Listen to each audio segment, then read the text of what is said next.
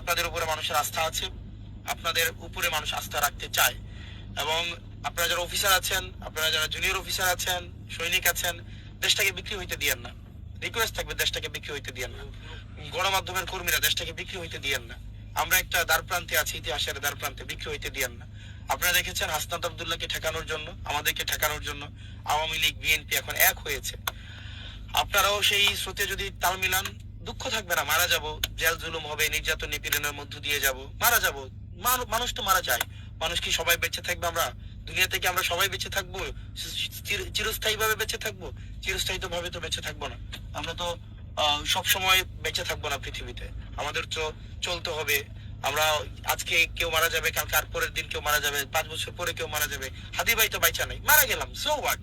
মানে আপনি আমাকে নির্বাচিত করলেন না, সো হোয়াট?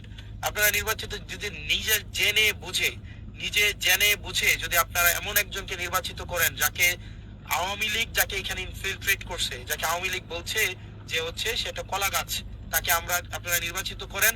নির্বাচিত যদি করেন তাহলে আমরা কলা গাছকে যেভাবে নাচাবো সে সেভাবেই নাচবে, সেটা পুতুল।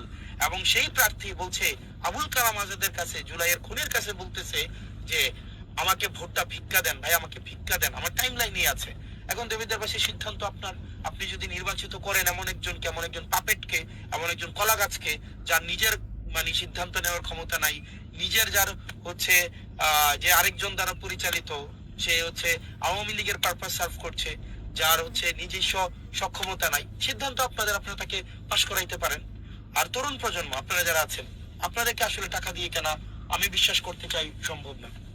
এই রাস্তা দিয়ে চলে যান, এই রাস্তা দিয়ে চলে যান। আপনাদের কাছে আমি বিচার দিলাম, যারা আগামী দেবিদ্বারে সুস্থ একটা পরিবেশ চান, যারা চান তাদের নিজেদের সন্তানরা নিরাপদে থাকুক, এটা আপনাদের সিদ্ধান্ত যে আপনারা আসলে কাকে ভোট দিবেন। আমার আসলে আর কিচ্ছু বলার নাই, আমার আসলে কিচ্ছু বলার নাই। আমি গত একটা বছর দেবিদ্বারবাসীর কাছে যতটা সম্ভব যাওয়ার চেষ্টা করেছি, যতটা সম্ভব পৌঁছানোর চেষ্টা করেছি। এখন আপনাদের কাছে আজকে প্রমাণ নিয়ে আসলাম যে আসলে এই ট্রাক প্রতীকটা কার, মঞ্জু মুন্সিকে এবং আবুল কালাম আজাদ কিভাবে নির্বাচনকে হচ্ছে কিভাবে বানচাল করার চেষ্টা করছে। এখন এটা সিদ্ধান্ত, এটা আপনারা নিবেন দেবিদ্বারবাসী।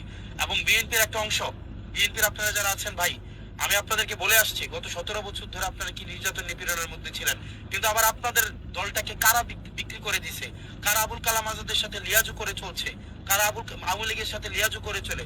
আমি কিন্তু এটা বারবার করে আপনাদেরকে বলেছি। আপনারা আমার উপরে চড়া হয়েছেন।